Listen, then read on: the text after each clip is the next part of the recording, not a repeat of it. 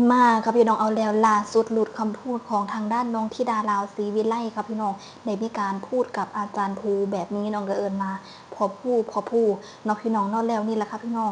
FC แฟนคลับทุกคนต่างอึ้งนะคะเมื่อได้เห็นคลิปนี้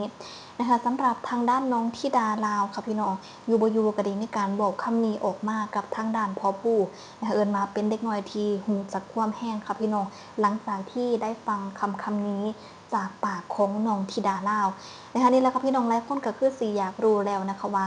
น้องพูดอะไรนะคะเสียงเอฟซีแฟนคลับหลายคนไปเบิ่งคลิปนี้กันจากน้อยสกอนละสิมาว่าละเอียดให้เอฟซีแฟนคลับและท่านใดคนได้เบิ่งได้ฟังทีหลังนะเอาไปเบิ่งคลิปนี้กันบอค่ะแล้วมาบูเมื่อยบ่ค่ะบ่เมื่อยดอกอดเอาเด้อมาพูดในเมื่อยน่ะเดี๋ยวถ้าหนูดังหนูมีเงินหนูสิเลี้ยงมาพูดเองอดเอาก่อนอีกจัก60 ปี พ่อก็ตายก่อนละปัดบ่ให้ได้บ่เป็นมานานดังเอา60 ปีเลยสิ60 ปีถ้าโดนโทษตายก่อนบ่ตายเพราะว่าหนูบ่ตายบอค่ะแล้วมาบูเมื่อยบ่ค่ะบ่เมื่อยดอก นั่นแหละครับพี่น้องเป็นจังใดนะคะก็เป็นคำเว้าของเด็กน้อย11 ขวบครับพี่น้องเอิ้นว่าฮู้จักความแห้งคือแบบความคิดเป็นผู้ใหญ่เนาะพี่น้องเนาะถึงแม้ว่าอายุสิยังหน่อยครับพี่น้องแต่ว่าในใจลึกๆแล้วนะคะน้องกะมีความกตัญญูเนาะพี่น้องเนาะเป็นจังใดสำหรับคำเว้าของทางด้านน้องธิดาลาวนะคะกะน้องก็เว้าถามพ่อผู้เด้อครับพี่น้องได้มีการถามพ่อเพิ่นมาพ่อเมื่อยบ่หุ่นเด้ฮู้จักถามแห้งครับพี่น้องนะคะแค่คำนี้นี่ทุกคนก็ยังอึ้งแล้วเนาะพี่น้องเนาะน้องก็บอกว่าอันพ่อเมื่อยบ่พ่อผู้เมื่อยบ่จังซี่แหมนะคะพ่อผู้แล้วก็ต่อไปตามที่ได้ขึ้นคลิปให้ FC แฟนคลับหลายๆคนได้เบิ่งกันนั่นล่ะทางด้านน้องธิดาลาวก็เลยบอกว่าอดเอานะคะอดเอาถ้าสักมื้อนึงหนูดังหนูสิเลี้ยงพ่อเองเป็นจังใดครับพี่น้องนะคะน้องบอกว่าคันน้องดังขึ้นมานี่หนูสิเลี้ยงพ่อเองนี่คือคำพูดที่คนเป็นพ่อหรือว่าคนที่เลี้ยงมาได้ฟังแล้วต่างปลื้มนะคะต่างก็ดีใจ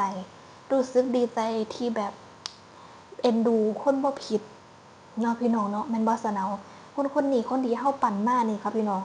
เขาเว้าได้เต็มปากเลยนะคะว่าคันสักมื้อนึงเขาดังขึ้นมาเขาสิเลี้ยงเฮาเองนะคะเป็นคำที่เฮาได้ยินแล้วเฮาก็รู้สึกดีใจแม่นบ่ซะเนานะคะเอานี่แหละครับพี่น้องแต่ว่าประโยคท้ายน้องธิดาลาวบอกว่าน่าจะอีกจัก60 ปีพุ่นน่ะเป็นจังใดครับพี่น้องอีกจัก60 ปีทางนั้นพ่อผู้ก็บอกว่าพ่อก็คือสิบ่ได้อยู่นำแล้วล่ะตั้ง60 ปีทางนั้นพ่อผู้ก็บอกว่าพ่อก็คือสิตุยไปแล้วล่ะนะคะน้องธิดาลาวบอกว่าห้ามตุยหนูสั่งห้ามว่าห้ามตุยเป็นจังใดครับพี่น้องก็ถือว่าเป็นคำบอกของเด็กน้อยอายุ11 ขวบ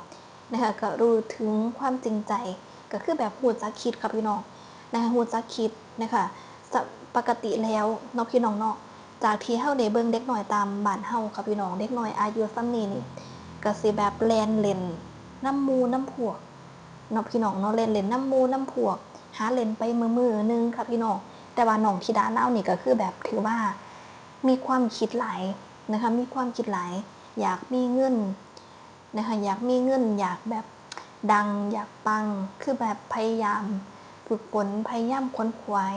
อยู่ตลอดเนาะพี่น้องเนาะพยายามแบบดันเจ้าของครับพี่น้องนะคะแล้วนี่ล่ะน้องก็บอกว่าถ้าสักมื้อนึงน้องดังขึ้นมาก็คือแบบบ่ได้เต็มปากว่าบ่ลืมบุญคุณวันเถาะหนูสิเลี้ยงพ่อเองนะคะเป็นจังไดครับพี่น้องนะคะสำหรับคำพูดนี้ของทางด้านน้องธิดาลาวนะคะถือได้ว่าเป็นเด็กน้อยสุดกตัญญูเนาะพี่น้องเนาะนะคะถึงแม้ว่าน้องสิบอกว่าอีกตั้ง60 ปีก็เป็นคำเว้าของเด็กน้อยที่แบบบ่อยากบ่อยากสิบ่อยากสิเว้าไว้ว่าเจ้าของสิดังจังซี่แม่ก็บ่อายุหลายไปก่อนบ่แน่น้องอาจจะดังอีกบ่จักปีสิฮอดนี่ก็ได้แบบดังแบบบูมคักเลยค่ะพี่น้องอาจจะดังแบบคักๆอีกบ่จักปีนี้ที่สิฮอดนี่ก็ได้อีกปี2 ปีจังซี่แหมน้องอาจจะบูมคักอีหลีก็ได้นะคะแต่น้องก็คือแบบเป็นคำเว้าที่แบบว่า บ่ได้หลงเจ้าของนะคะเป็นคำบอกที่ซอบๆไว้ว่าโอ้ประมาณ60 ปีพุ่นนะหนูจังสิดัง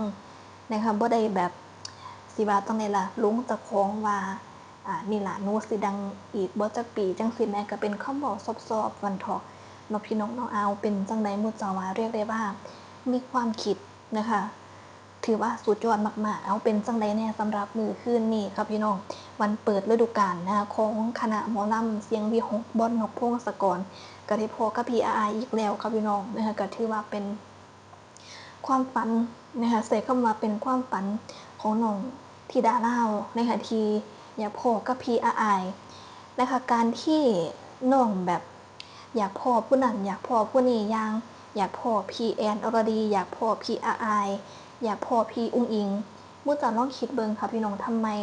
น้องถึงอยากเจอ3คนนี้จากที่เฮาได้เบิ่งเทิง3คนแล้วค่ะพี่น้องเป็นศิลปินที่เรียกได้ว่ากระแสนี้กำมาแห้งนะคะกระแสกำมาแห้งแล้วพี่อายกับพี่อุ้งอิงนะคะเอิ้นมาล้วนแต่มาจาก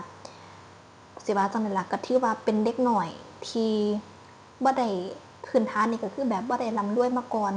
นะคะก็เป็นสิว่าจังได๋ล่ะเด็กหน่อยที่สิว่ามีพรสวรรค์ในด้านของเสียงเนาะพี่น้องเนาะมีพรสวรรค์ในด้านของเสียงก็บ่ได้ร่ำรวยมาก่อนนะคะก็ใช้ชีวิตแบบลำบากนี่แหละค่ะพี่น้องพื้นฐานแต่ว่าอยู่ๆทางด้านอุ้งอิงกับพี่อายนะคะก็ได้ไปอยู่ในคณะหมอลำดังถึง2คนเนาะพี่น้องเนาะแล้วก็ดังปังเท่าซุมื้อนี้นี่ล่ะเป็นหยังน้องจังอยากพ้อพี่อายกับพี่อุ้งอิงก็เพราะว่าได้เห็นพี่เพิ่นประสบความสำเร็จก็คือแบบมันก็คล้ายๆเจ้าของจังซี่แหมก็คือแบบเจ้าของก็มาจากครอบครัวที่บ่ได้ร่ำรวยนะคะมาจากครอบครัวที่ฐานะก็ถือว่าลำบากจังซี่แหมค่ะพี่น้องก็อยากแบบประสบความสำเร็จคือพี่อุ้งอิงกับพี่อายนี่ล่ะน้องก็เลยอยากเจอพี่ทั้งสองเนาะพี่น้องเนาะแล้วเป็นจังใดพอได้เห็นพี่ๆแล้วพี่ๆก็น่ารักกับน้องแรงนะคะพากันให้กำลังใจพากันส่งกำลังใจให้น้องเนาะพี่น้องเนาะพี่ๆหลายคนก็เว้ากับน้องดีแรงเอ็นดูน้องนะคะหลายคนก็มีการเอาเสื้อส่งต่อชุดให้นะคะก็ถือว่าสุดยอดเนาะพี่น้องถือว่าสุดยอดนะคะนี่แหละครับพี่น้องน้องธิดาเราก็ถือว่าเป็นเด็กน้อยที่แบบเป็นตาหักหัวจักความเด้ครับพี่น้องเวลาที่อยู่ต่อหน้าผู้หลักผู้ใหญ่จังซี่น้องก็หัวจักความวันเถาะนะคะแต่พออยู่ในวัยของน้องก็สิซุกซนตามประสาวัยน้องเป็นเรื่องธรรมดาเนาะพี่น้องเนาะเอานั่นล่ะ FC แฟนคลับคิดเห็นว่าจังใดเนี่ยกับเด็กน้อยคนนี้ครับพี่น้องนะคะคิดเห็นมาจังใดเนี่ยก็ลองคอมเมนต์มาบอกมาจากันได้นะคะเอาแล้วนะครับพี่น้องสำหรับคลิปนี้ก็ขอจบคลิปไปสำนีสะก่อนน้องข่าวก็เข้ามาสวัสดีค่ะ